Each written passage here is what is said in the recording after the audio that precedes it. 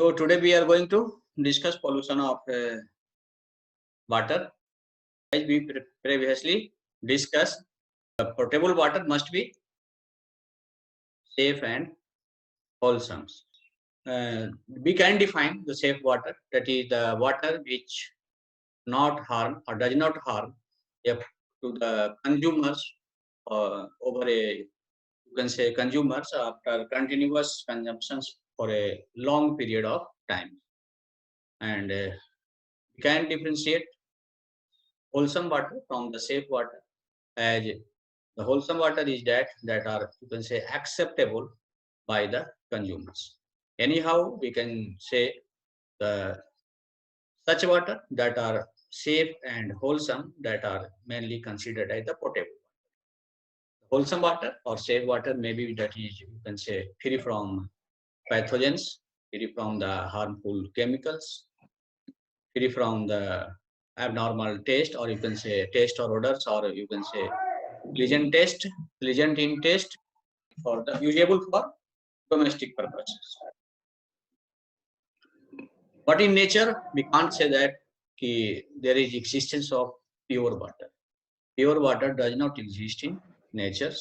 Even they may get infections either by the natural pollutants, or you can say man-made pollutants. As we can say, rainwaters may get impurity of various dissolved gases during passing through the atmosphere, like nitrogen, hydrogen sulfide, carbon dioxide, sulfur oxides, and may got some types of the, you can say, either impurities or normal constituents soils, like dissolved minerals of calcium that contains calcium, magnesium, sodiums. They may also get some types of, you can say, suspended impurity like clay, slates, sands, as well as the micro. The second modes of, you can say, the pollutants that water may get, that is man-made pollutants. So water may got polluted with the, you can say, sewage contaminations, and that are mainly source for the, you can say, decomposable organic matters as well as the pathogenic microorganisms. Some water may get the contamination or polluted by the, you can say, industrial effluents. You can say large number of the chemicals or dyes or even metal salts or synthetic chemicals. Similarly, from the agricultural activities, by the, you can say, water may get polluted by the pesticides or, you can say, fertilizers. So water may get some type of the, you can say, chemical pollutants from the industrial as well as agricultural waste, that may include detergent, solvents, cyanide, heavy metals, minerals or organic matters, nitrogenous substances, bleaching agents, dyes, pigments, sulfide, ammonia, and other toxic and biocidal organic compounds. And these chemicals may, you can say, leads to the that causes various types of the disease conditions in human human as well as animal beings.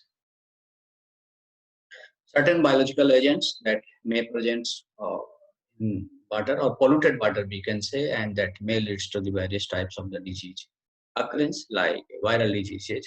That if water is contaminated with the hepatitis A virus, hepatitis E virus, polio virus, rotavirus, then again these may leads to the infections among the human beings. Certain bacterial agents, that is Salmonella typhi, Salmonella paratyphi, Escherichia coli, Vibrio cholera, and Leptospira. Then again, these leads to the certain type of the disease conditions in human being. Like similarly, protozoal diseases, that is the Entamoeba histolytica, Giardia lamilis, or other species of Giardia. Parasitic diseases, likewise, roundworms, threadworms, hydatid disease, or hydatid cyst, hydatid disease, we can say. And these conditions may arise into the human being. Again, there are certain types of the aquatic host that may present in the water and leads to the infections of the human being, like presence of snails in water, that's responsible for the occurrence of schistosomiasis in human being. Similarly, presence of the cyclops that again leads to the transmission of the Guinea-worm disease and fish tail. There are certain type of the constituents that may required for normal health conditions, and their toxicity that may lead to the some abnormal health conditions, like presence of 1 gram of you can say per liter of the fluorine is required to protect human being from the occurrence of dental caries. However, the presence in high level to the mottling of dental enamel. Presence of you can say nitrate in high amount of nitrate in water that may lead to the cyanosis conditions in infants. Hard water again that have beneficial effects for you can say cardiovascular diseases. However, sometimes inadequate use of the water may lead to the responsible for you can say occurrence of certain type of the disease conditions like sialidosis, trachoma, conjunctivitis. Again, there are accumulation of a huge amount of the waters near the human dwellings that again acts as a you can say breeding sites for the various type of the insects and may lead to the epidemics of the various disease conditions like malaria, filaria, arbovirus, onchocerciasis. The drinking water must be judged before the use, you can say, on the basis of their physical characteristics, chemical characteristics, as well as bacteriological. So out of these three, only physical characteristics can be judged by the ordinary consumers. These are, you can say, these three are you can say, the criteria for judging the water quality. So physical quality of waters may include the turbidity of the water. So turbidity means what? How turbidity of water, you can say, we can define. So we can say turbidity of water gets turbid due to the presence of the certain types of the particulate matters, and it you can say may interferes with the certain type of the disinfection process of the water, microbiological again determination of the water, as well as you can say the consumer's value. So it may you can say determined by the use of the instrument that is called as nephrometers, and turbidity of waters is represented in the terms of the unit that is nephelometric turbidity unit, that is NTU, and it should not be more than 5 NTU. The water that is turbid more than 4 NTU visible by our simple eyes when water poured in the glass. So next is the physical parameters, that is the color, that again normally water have no color. We can say water does not have any colors, but water may get some types of the color due to the presence of maybe iron, maybe manganese, or some other growth of the algal flora or like. So the color of the waters is mainly measured in true color unit, or you can say that is comparative ratio of the that is the platinum cobalt ratio, or it's sometimes it represented in the Hagen color unit. So its true color unit should not be more, it should be you can say less than 5. So now love, odor and taste. So water definitely does not contains any type of the undesirable taste or odor that it may get, you can say, during the certain types of the you can say contaminations, maybe from the sewage materials, or you can say the waters around the sea area, neighboring to the sea area, may get some brackish taste due to the saline intrusion. Next is the chemical quality of the waters. So in chemical quality, first component is the chlorides. That as we know, no water is again free from the chlorides. Water always contains some amount of the chloride, but their concentration mainly varies from place to place. And the normal range, you can say, of waters are mainly 200 milligram per liter. However, the maximum permissible level, the limit, you can say, should not exceed that is the 600 milligram per liter of the water. Now the hardness, as we discussed in previous lectures, the hardness of the drinking water should be moderately hard. That means it may contains 1 to 3 milliequivalent per liters of the hardness, or that is 50 to 150 milligram of the calcium carbonate per liter. So the water that exceeds 150 milligram of the calcium carbonates should be especially treated for removal of hardness. The water may contains free and saline ammonia, and that this free and saline ammonia actually considered as the excellent indicators for sewage contamination of the water of the recent origin. Recently, the water gets contaminated from the sewage water. So, as the water sewage material have the proteinous material that degraded by the bacterial actions, and that leads to the release of the ammonia, and it content concentration should not be about you can say equal to about 0.05 milligrams per liter of water. Next is the aluminoid ammonia. It is again a measurable of decomposable organic matters that are yet to be oxidized, and its concentration in underground water should be nil, but in potable water it should not exceed 0.1 milligram per liter. Next is the nitrite.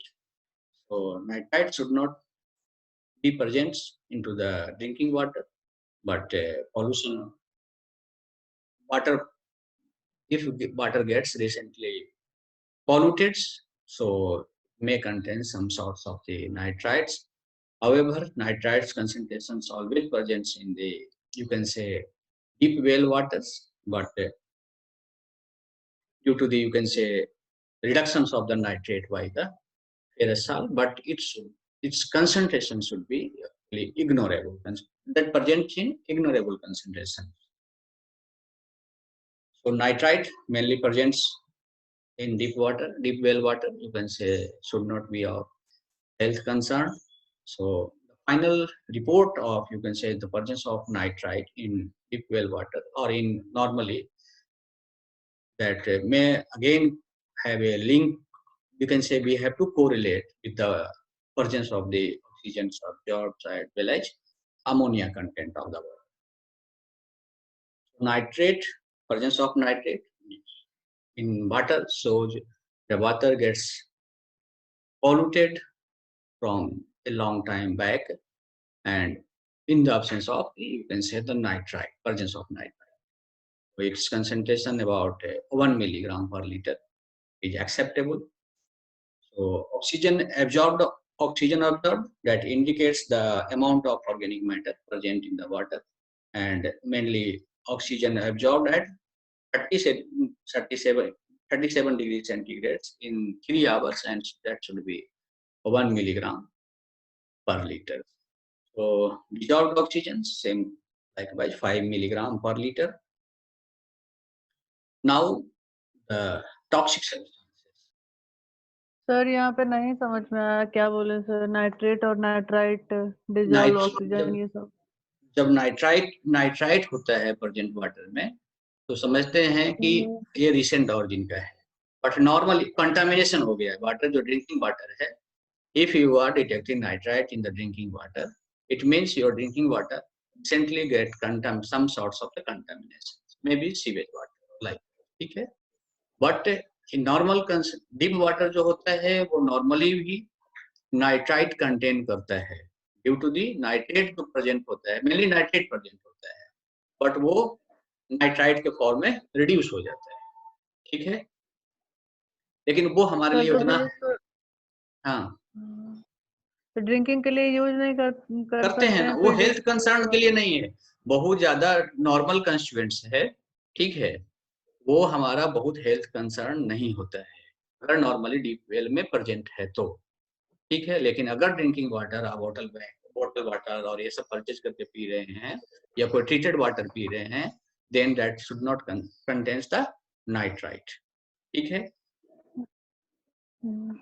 ठीक है sir. लेकिन nitrites अकेले आप जैसे deep well में कह दिए कि डीप वेल में नाइट्राइट है तो हमारे हेल्थ कंसर्न नहीं है, लेकिन अकेले ये कुछ नहीं करता है, इसको अदर से लिंक करना पड़ता है। Like wise presence of how much amount of the oxygen absorb, how much ammonia content. आप डायरेक्टली कोई कंक्लूजन नाइट्राइट के प्रेजेंस पर नहीं दे सकते डीप वेल में, ठीक है। आपको लिंक करना, दूसरे भी फाइंडिंग देखने हैं, लाइक वाइज ऑक्सीजन एब्जॉर्ब कितना है, अमोनिया कंटेंट कितना है, ठीक है या नहीं। ठीक है सर। हाँ, तो वो दो चीज देखिए इधर, ऑक्सीजन एब्जॉर्ब और डिजॉल्व्ड ऑक्सीजन। अमोनिया मेरे ख्याल से पहले देख चुके हैं हम लोग, लेवल कितना होना चाहिए। तो ऑक्सीजन एब्जॉर्ब को भी देख लेना है, 1 मिलीग्राम से ज्यादा अबाउट होना चाहिए। डिजॉल्व्ड ऑक्सीजन 5 मिलीग्राम के आसपास होना चाहिए, पर लीटर होना चाहिए। सो आपको ये रिजल्ट को, नाइट्राइट को, ऑक्सीजन एब्जॉर्ब को और अमोनिया कंसंट्रेशन को, तीनों को लिंक करके ही जजमेंट देना है कि that's water is suitable for drinking purpose और not. So next is the toxic substances. So water should not contain any type of the toxic substances, but the water is free from the, you can say, chemical substances. We can't say that are safe for drinking purposes. We have to monitor again the certain types of the, you can say, bacteriological, or we have to examine for bacteriological examinations that to root out the possible source of waste contamination. So as we know, the water, you can say there are 3 biological indicators are mainly considered for pure drinking water or wholesome drinking water. That are first is the, you can say, the coliforms. The, as we discussed in previous course, the coliform is the group of gram-negative non-spore forming rods that able to ferment lactose and produce acid and gas at 37 degrees centigrade. So there are 2 groups of the, you can say, the coliforms, maybe a fecal group of the coliforms or non-fecal group of the coliforms. So fecal group of coliforms are generally Escherichia coli, or in other words, we can say that is thermotolerant Escherichia. Non-fecal coliform, that is the most common, is the Klebsiella aerogens, or you can say Enterobacter or Serratia or other. But there is a limitations about the use of terminology of a non-fecal group of coliforms. Even it is said that even if you does not know the, you can say, assured source of the contaminations, you can't say that these organisms are non-fecal source, because these may present in the fecal material, most commonly presents in the fecal materials. So these coliforms, you can say, that determines the, you can say, by the MPN test, that is most probable number test. I think most of you already performed during the previous. So other indicators are fecal streptococci, next is the Clostridium perfringens. However, there is linkage.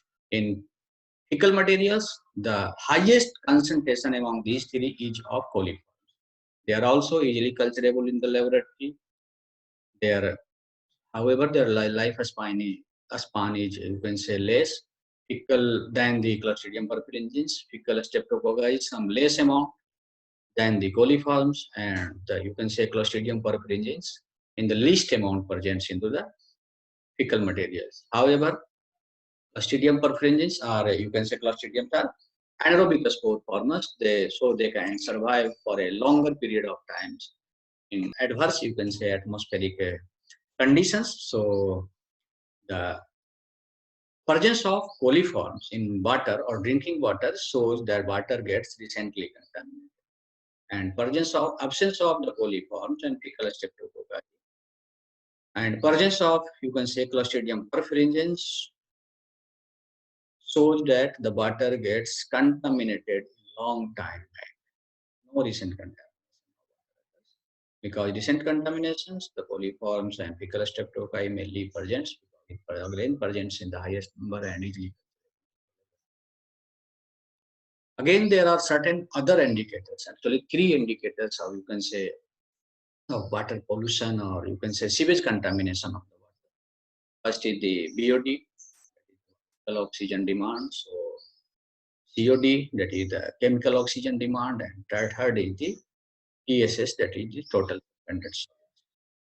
BOD, that is, again we can see these definitions in sewage treatment plant. Sewage treatment, that is again a separate lecture.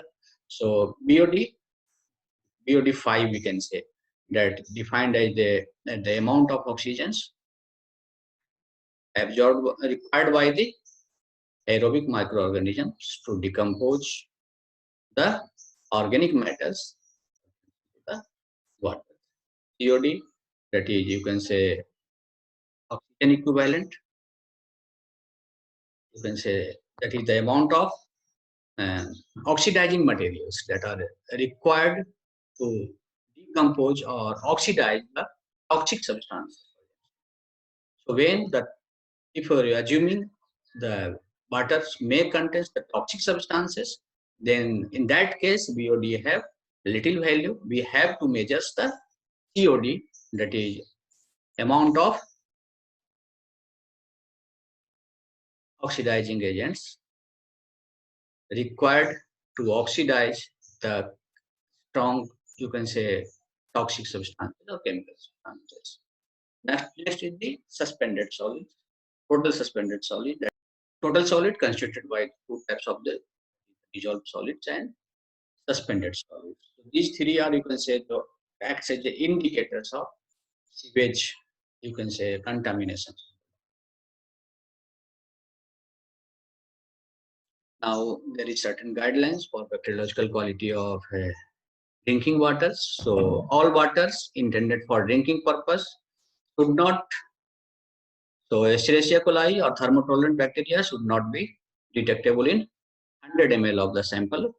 Treated water that enters into the distribution system again should not contain any Escherichia coli or thermotolerant coliform bacteria in 100 ml of the samples.